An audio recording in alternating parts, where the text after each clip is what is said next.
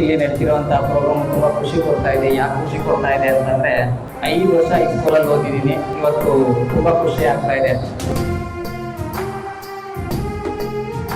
ತಾನು ಓದಿದ ಶಾಲೆಗೆ 1 ಕೋಟಿ ರೂಪಾಯಿ ದೇಣಿಗೆ ನೀಡಲು ಮುಂದಾದ ದಿಲೀಪ್ ಕುಮಾರ್. ನಮ್ಮಪ್ಪ 2001ರಲ್ಲಿ ಫೀಸ್ ಕಟ್ಟಕ್ಕೆ ತುಂಬಾ ಸಮಸ್ಯೆ ಆಗ್ತಾ ಇತ್ತು.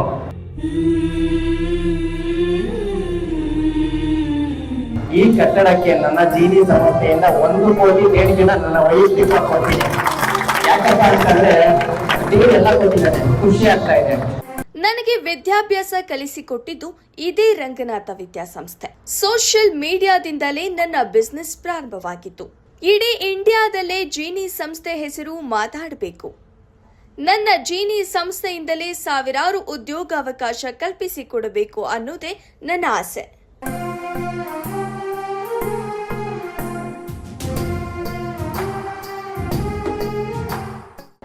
ಇಲ್ಲಿ ನಡೆಸಿರುವಂತಹ ಪ್ರೋಗ್ರಾಮ್ ತುಂಬಾ ಖುಷಿ ಕೊಡ್ತಾ ಇದೆ. ಯಾಕೆ ಖುಷಿ ಕೊಡ್ತಾ ಇದೆ ಅಂತಂದ್ರೆ 2002, 1, 2, 3, 4, 5 ವರ್ಷ ಈ ಸ್ಕೂಲಲ್ಲಿ ಓದಿದ್ದೀನಿ. ಇವತ್ತು ತುಂಬಾ ಖುಷಿ ಆಗ್ತಾ ಇದೆ. ಒಂದು ನೆನಪು, ನಮ್ಮಪ್ಪ 2001ರಲ್ಲಿ ಫೀಸ್ ಕಟ್ಟಕ್ಕೆ ತುಂಬಾ ಸಮಸ್ಯೆ ಆಗ್ತಾ ಇತ್ತು. 5,000 ಫೀಸ್ ಕೇಳಿದ್ರು. 5,000 ಫೀಸಲ್ಲಿ ನಮ್ಮ ಪ್ರಧಾನ ನಾಗರಾಜನ ಎಲ್ಲೋ ಇದೆ, 1,000ಕ್ಕೆ ತಂದಿಲ್ಲಿಸ್ತು. ನನಗೆ ಇವತ್ತು ಖುಷಿ ಆಗ್ತಾ ಇದೆ. ಈ ಕಟ್ಟಡಕ್ಕೆ ನನ್ನ ಜೀನಿ ಸಂಸ್ಥೆಯಿಂದ 1 ಕೋಟಿ ದೇಣಿಗೆನ ನನ್ನ ವೈಯಕ್ತಿಕ ಕೊಡ್ತೀನಿ. ಯಾಕಪ್ಪ ಅಂತಂದ್ರೆ ಎಲ್ಲ ಕೊಟ್ಟಿದ್ದಾರೆ, ಖುಷಿ ಆಗ್ತಾ ಇದೆ. ಇವತ್ತು ರಾಜಕೀಯಕ್ಕೆ ಬಂದ್ರೆ ತಾಲೂಕಲ್ಲಿ ಹೆಸರು ಮಾಡ್ಬೋದು, ಒಬ್ಬ ಮಿನಿಸ್ಟರ್ ಆದ್ರೆ ಡಿಸ್ಟಿಕ್ ಅಲ್ಲಿ ಹೆಸರು ಮಾಡ್ಬೋದು, ಆದ್ರೆ ಇಡೀ ಕರ್ನಾಟಕದಲ್ಲಿ ಎಲ್ಲ ಕಡೆ ನನ್ನ ಹೆಸರಾಗ್ತಾ ಇದೆ. ಅದನ್ನ ಕೊಟ್ಟಿದ್ದು ಈ ಶಾಲೆ. ಯಾಕೆಂದ್ರೆ ಜ್ಞಾನ ಕೊಟ್ಟಿದ್ದು ಈ ಶಾಲೆ.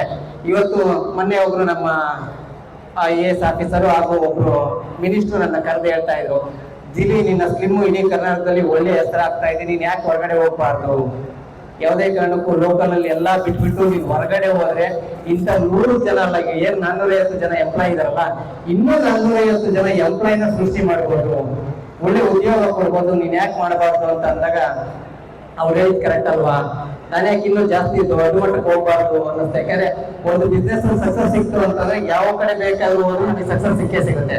ಇವತ್ತು ನೋಡಿ ಖುಷಿ ಆಗ್ತಾ ಇದೆ.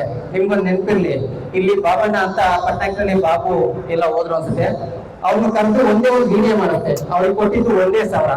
ನೀವು ನಂಬ್ತೀರ ಹಂಗ? ಅವ್ರಿಗೆ ಕೊಟ್ಟಿದ್ದು 1,000 2018 ಅನ್ಸುತ್ತೆ. ಆ ವಿಡಿಯೋ ನೋಡಿ ನನಗೆ ಬಿಸ್ನೆಸ್ ಆಗಿದ್ದು 3,500. ಅವಾಗ ಅನ್ಕಂಡೆ, 1 ರೂಪಾಯಿ ಸೋಷಿಯಲ್ ಮೀಡಿಯಾ ಬಂಡವಾಳ ಹಾಕಿದ್ರೆ 100 ರೂಪಾಯಿ ದುಡಿಬೋದಲ್ವಾ ಅಂತ ಅನಿಸುತ್ತೆ. ಅದೇ ತರ ಈಗ ನಮ್ಮ ಶಿರಾದಲ್ಲಿ ಒಂದು ಟೀಮ್ ಕಟ್ಕೊಂಡು ಇಡೀ ಇಂಡಿಯಾದಲ್ಲೇ ನನ್ನ ಜೀನಿ ಹೆಸರು ಮಾಡಬೇಕು. ಶಿರಾದಲ್ಲಿ ಏನಿದೆಯಲ್ಲ ಆ ಹೆಸರು, ಆ ಜೀನಿ ಹೆಸರು ಇಡೀ ಇಂಡಿಯಾದಲ್ಲೇ ನೆಸ್ಲೆ ಅಂತ ಎಲ್ಲರ ಮನೆಯಲ್ಲೂ ಗೊತ್ತಿದೆ. ಅದೇ ತರ ಇಂಡಿಯಾದಲ್ಲಿ ನನ್ನ ಜೀನಿನ ತಗೊಳ್ಬೇಕು ಅಂತ ಅನ್ಕೊಳ್ತಾ ಇದ್ದೀನಿ.